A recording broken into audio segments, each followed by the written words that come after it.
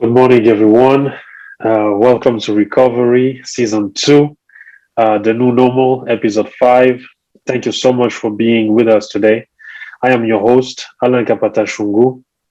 And in this episode, I'm really honored to speak to someone, a leader within our real estate industry, Mark Lowham, an innovator within our space, a CEO with over 3 decades of real estate experience. So I'm really excited to be able to hear his take and how he's doing work during these very, very uncertain and special times. But first of all, Mark, how are you doing this morning?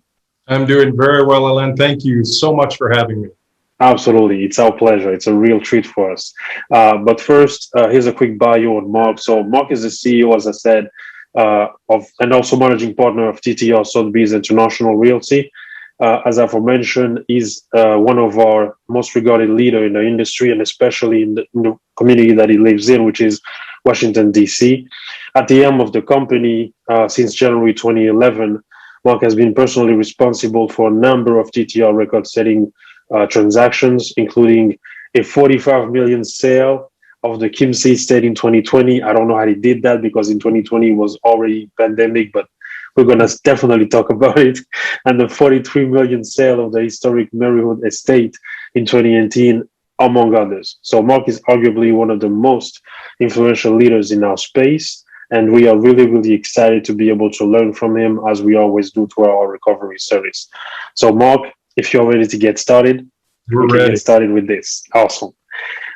So the first question that we always typically ask is, can you walk us through your quote unquote typical work day during this crisis? How did your day start and what were you doing? So my day started earlier than normal because Okay, with the uncertainty, we decided it was all hands on deck to try to figure out our way forward through absolutely. this uncertain period of time. So my routine, I continued to come to my office. I was very fortunate that I could come to my office. My Got it. staff was not here, but since my children, my husband were at home, my Okay, office was the perfect sanctuary, so I could come and really awesome. focus on what we needed to do.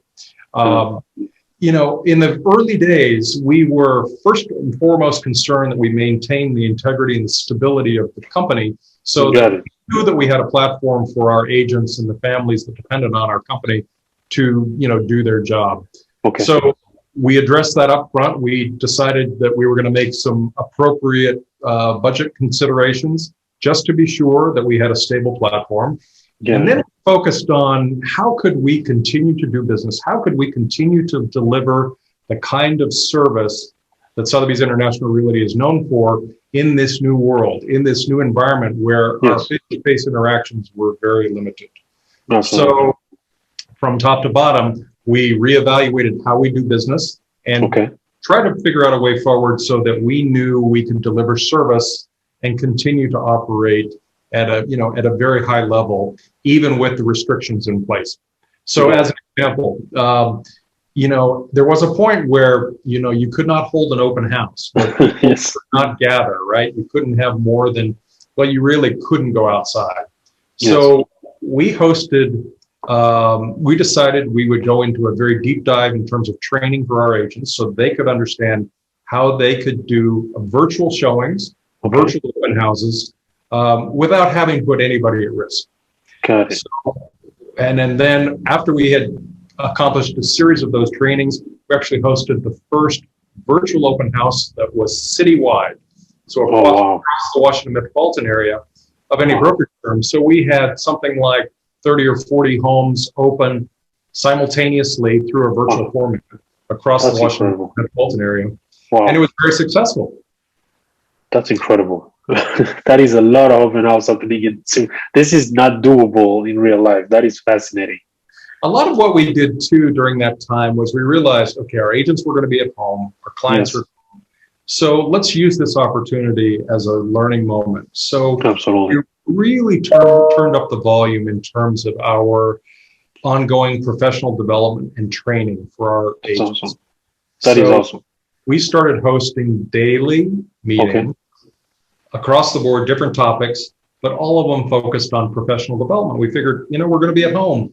Let's Yes, make the most of this time. absolutely. So our professional development and training programs really took a big step up. And the good news is they were so well received and so successful that now we've continued those in the post-pandemic environment. So that's been one of the silver linings of this whole time period. That is awesome. So Mark, you lead this company, which is TTR Sothebys International. And so how did you stay on top of things? Because you not only have your task and everything happening with the company, development-wise, growth-wise, but you also have your realtors and your agents to take care of and their clients' needs. Like, how did you manage to try at least to stay on top of it all? Well, again, this was one of the silver linings of this pandemic, is that it really forced us to reevaluate how we communicate. Agreed. How I communicate as the CEO with our agents and with our leadership team. And I think that, frankly, it gave us the opportunity to do a better job. So, our calls, our meetings became much more focused, appropriately frequent. We'll get Zoom fatigue, so we didn't want to, overdo it. But we provided, I think, some new channels of communicating among our leadership team members and with our agents and with clients that now will continue indefinitely. And that was one of the silver linings of this. That is awesome. So in your opinion, what is the one thing that you believe was overlooked pre-pandemic that is now something within the industry that it's here to stay? What is that one element to you that for you that it is now going to be a part of our industry? I think that we had forgotten just how important our homes are. I think we sort of took our homes for granted, right? Yes, absolutely. They were more of a necessity, but I think that over the past 18 months, all of us have reevaluated what our home means to us. And Agreed. Is that a place where we want to just sleep at night? Is it a place where we work? Is it a place where we have our kids in school? And so all of us have reevaluated what home really means. And in many cases, the answer was, what? Maybe the answer is something different than what we have. And I think that's one of the things that is contributing to the very strong markets that we're in the middle of right now. That is awesome. This is something that we are going through here in Europe. I don't know how is that happening as well.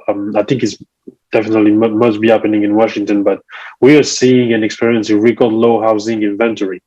And we're very fortunate to have you here. So we were wondering, like, what are you doing at TTR to that you can share with us that you are doing to help your agents understand the mindset of potential sellers in this very interesting and quite tight market? What are some of the measures that you guys are implementing? Well, our clients that are having the most difficult time, of course, are many of our buyers who are finding the market extremely competitive. For our sellers, though, it's, this is an opportunity that we have not seen in probably a decade. Wow. In terms of the strength of the markets. So, and across the board, across all price points, from the super luxury all the way down to the entry level, the markets are good. And so for our sellers who, again, back to the first part of this conversation, who are reevaluating what home means, absolutely, we're encouraging them to use this opportunity to be able to realize, a very strong value for their existing home. And then we help guide them through the process of buying. If it means they're buying something different or something larger or in a different location geographically, we're, doing the best we can to lead them through that process in a way where the outcome is successful for them. To be a buyer in today's market, regardless of price point, can be very challenging. Absolutely. But again, that's where you depend on, your real estate advisor, your agent, and you hope that your agent is connected well into the market, into the community, and gives you a little bit of gives you the right guidance to lead you through that process. Absolutely. This is something that I wasn't, just to kind of full disclosure, to share with our audience out there. But I was really curious, Mark, about that sale that I mentioned earlier in 2020. Can you just walk us through, like, how did that, if that it's allowed or possible, like, how did that happen? How did you make such a sale in 2020? Because we all know in our hand 2020, it's the pandemic. How did that all happen? Well, so the good news on that sale is that the Kimsey Estate, Mr. Kimsey was the co-founder of America Online, AOL. Oh, wow. Yeah, Okay. and so he had built a really magnificent estate on the Potomac Yes. River, just across from the city of Washington. So Mr. Kimsey passed away, and so I was Okay. engaged by his estate to sell Yes. the property. So the good news on that is I showed the property to the eventual purchaser Okay. prior to the pandemic.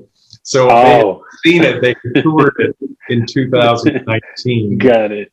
And then that started the wheels in motion. So That's by the incredible. time we got to, the beginning of the year, they were already underway and under contract. So it closed in the pandemic, but it actually started well before that. That is awesome. We still had other very significant sales, here at the firm through the pandemic. And that is incredible. I think we had, our record year. Ironically, it was the best year for our firm in the history of the firm. And, so we're grateful for that opportunity. A lot of it going back to people deciding that they needed a different environment, people also taking advantage of these historically low interest rates. Absolutely. And then despite the pandemic, the Washington metropolitan area has a strong economy and the economy continued to be strong through the pandemic. So we had that, helping us as well. That is incredible. To kind of continue on speaking about what you are doing and your agents, I was wondering, like, what are your agents doing in terms of listing presentation to reassure those sellers that they are competent to help them evaluate? Because now those buyers are getting multiple offers, and I was curious as to how you guys are working around those situations with things like earnest money or appraisal gaps and things of that nature. Well, I think we have to be, again, agents have to be even more astute in terms of how they're interacting with their clients, either their buyers or their sellers. Of course, if they're representing a seller in a hot market, there's a lot of pressure on the commission structure, right? Yes. The sellers are saying, well, listen, it's going to sell. Why do I need you? And exactly. So we have to make a very compelling case that it's not a matter of just selling the house or the property. It's a matter of getting the highest possible price for it. And that's a much more complicated and sophisticated proposition than just putting the house on the market. Absolutely. So we have, all of our materials today are, both in print and digital versions, but frankly, our clients and our agents are vastly prefer the digital versions of this. So our listing presentation, as an example, has been converted into a digital format. It's actually a freestanding. So we send the digital link to that website well in advance of actually meeting face-to-face with the client. And then we have a series of materials that we can follow up either prior to or after the actual face-to-face meeting, so that the agents have a good portfolio of materials that are very well executed, well thought out, very sophisticated, where they can make their case for why they need to engage Sotheby's International Realty or this particular agent to represent them. That is awesome. This is more of a personal question to you, Mark. Like, you lead this company, and I was wondering, what are some of the lessons that you have learned throughout this pandemic? Some things that you may have discovered on yourself that you didn't know prior to what's happening, and I was wondering if you could share some of that with us all today. Well, it gave all of us had time to think about sort of what our priorities were and what we were doing during this pandemic. Agreed. So I think what came to me is that, I have focused on three fundamental principles as we've grown this company, as we've built it. The first being integrity, because I honestly believe that is the one thing for which there is no substitute. No amount of training or skill is a substitute for integrity. And again, in these transactions, which for many of our clients are the most important financial transactions that they're going to enter into, it becomes paramount. The second thing is, again, delivering impeccable service. A high level of service, seems obvious, but I continue to be shocked at how many people forget how important delivering impeccable service for, again, this most important financial transaction is. And then last but not least, here at this firm in Washington, remember we sit in the nation's capital. Yes. So there is this ethos that runs through the nation's capital, just like you're in Paris, right? Absolutely. Where there's a sense of commitment to service and so Agreed. leadership. So I tell our agents also, I want you to be leaders, not only in this market, in this business we're in, but I want you to be leaders in the communities in which you live and work. So during the pandemic, we had a lot of time to reevaluate our principles and what it was that we were, really building this enterprise about. And we just spent a lot of time emphasizing those and reinforcing those. So again, integrity, commitment to service, and leadership. And those three things, I think, have served us well and will continue to serve us well as we move through the pandemic and into the next phase of this. Absolutely. And I love what you just shared there about integrity, because it's funny how you are, not to name anybody, but you're seeing some companies, let's just say that lack that aspect of that trait of integrity. And I've always been I've always believed that throughout a crisis like this one that nobody could have anticipated, agents, meaning brokerages and firms that will remain still standing, will be those who actually have that trait, that is integrity. So that is definitely something that I can relate on. Another question that I had for you is, so an agent is starting in the business today. They started a business. They are not really anymore in the middle of a pandemic, but you don't know what's next. And I was wondering, like, what advice would you give to a new agent starting in a business right now? Well, I think, first of all, I think it's a fantastic business to be in. It's a fantastic career. I grew up in a family. My father was a real estate broker. He had a small brokerage firm that sold ranches in the American West. And I keep a picture of him next to me, which I don't know if you can see, but this is my father. Oh, that's awesome. This is my father. That is and those awesome. are his agents. They're all American. That is awesome. Right? That is awesome. I love it. So it's how I grew up. But I think that for new agents entering, I tell them, I said, this career, you're going to build one successful relationship at a time.